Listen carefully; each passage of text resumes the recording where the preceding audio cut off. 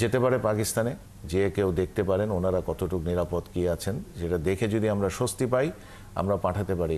But রিস্কটা নেবেন কি নেবেন না সেটা বোর্ডের কিন্তু সিদ্ধান্ত হবে। টিম আপনি পাঠাতেই পারেন, তারা যেয়ে দেখবে আপনার সাথে স্কোয়াড কি আছে, আপনি যেখানে থাকবেন সেখানে নিরাপত্তার ব্যবস্থা, তারা তো আন্তরিক।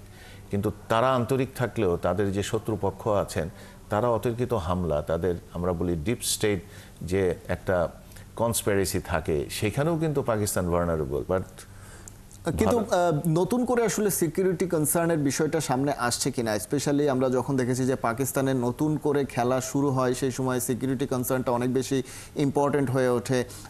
যখন আলাদা একটা টিম গিয়ে সেখানকার সিকিউরিটি প্রোটোকলগুলো চেক করে এবং পরবর্তীতে সেখান থেকে তাদের নিজস্ব টিম রেকি করার পরে গ্রিন সিগন্যাল পেলে তারপরে দলগুলো যাচ্ছে, এরকম একটা সিচুয়েশন দিয়েই কিন্তু পাকিস্তানের ক্রিকেট ফিরেছে এই প্রসেসগুলো মেনটেন করে।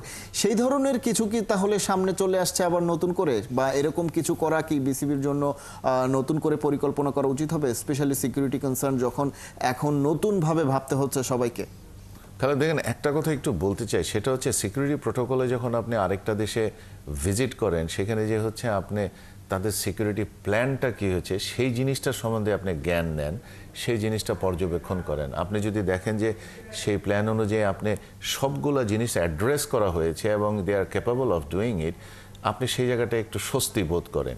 কিন্তু এইটার পরিস্থিতিটা কিন্তু ডিফারেন্ট, এটা যুদ্ধ অবস্থা যেটা, সেই অবস্থাতে কিন্তু সিকিউরিটি প্ল্যানটা যত ভালোই থাকুক কিন্তু অতর্কিত হামলা এবং অতর্কিত পরিস্থিতি পরিবর্তন সেটা কিন্তু এখনও কিন্তু কেউ নির্ধারণ করে বলে দিতে পারবে না সঠিকভাবে যে এটাই হতে যাচ্ছে। তো সেই জায়গায় যখন ডাউট থাকে সে জায়গায় কিন্তু সিদ্ধান্তটা আপনাকে নিতে হবে যে আপনি কতটুকু নিরাপদ এবং আপনার দলকে কতটুকু নিরাপদভাবে সেখানে রাখতে পারবেন।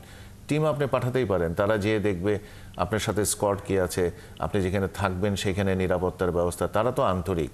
কিন্তু তারা আন্তরিক থাকলেও তাদের যে শত্রুপক্ষ আছেন তারা অতর্কিত হামলা, তাদের আমরা বলি ডিপ স্টেট যে একটা কনস্পিরেসি থাকে, সেখানেও কিন্তু পাকিস্তান ভালনারেবল। ইভেন এখন আপনি অনেক জায়গায় দেখা যাচ্ছে যে ভারতও অনেক জায়গায় ভালনারেবল হয়ে গেছেন, যেই জায়গাগুলোতে আপনি দেখছেন মণিপুরে অস্থিরতা, খালিস্তানে অস্থিরতা অনেক জায়গায় কিন্তু হচ্ছে। আমরা হয়তো এটা রাজনৈতিক আলোচনা বা এই ডিপ্লোম্যাটিক এগুলো আলোচনা আজকে না, আমাদের খেলার সাথে সংশ্লিষ্ট, ওই কারণে হয়তো অনেক ডিটেলসে যাওয়া যাবে না।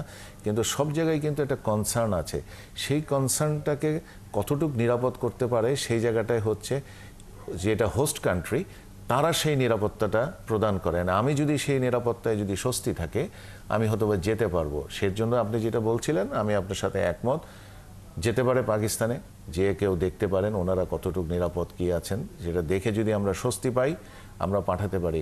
বাট রিস্কটা নেবেন কি নেবেন না সেটা বোর্ডের কিন্তু সিদ্ধান্ত হবে। এটা কিন্তু একটা ডিপ্লোম্যাটিক ক্রাইসিসও হতে পারে। অর্থাৎ সিকিউরিটি প্রোটোকল যেটাই হোক না কেন সেটা হয়তো বা যারা সিকিউরিটি দেবেন তাদের নিয়ন্ত্রণেও অনেক সময় পরিস্থিতি নাও থাকতে পারে, বিশেষ করে যখন এরকম যুদ্ধাবস্থা বিরাজ করে সেক্ষেত্রে আসলে অনেক কিছু সেই প্রতিপক্ষের উপরও ডিপেন্ড করছে। সেক্ষেত্রে সিকিউরিটিটা কিভাবে মেনটেন করা হচ্ছে তার চেয়ে ইম্পর্টেন্ট সিদ্ধান্তটা বাংলাদেশের তরফ থেকে আসতে হবে।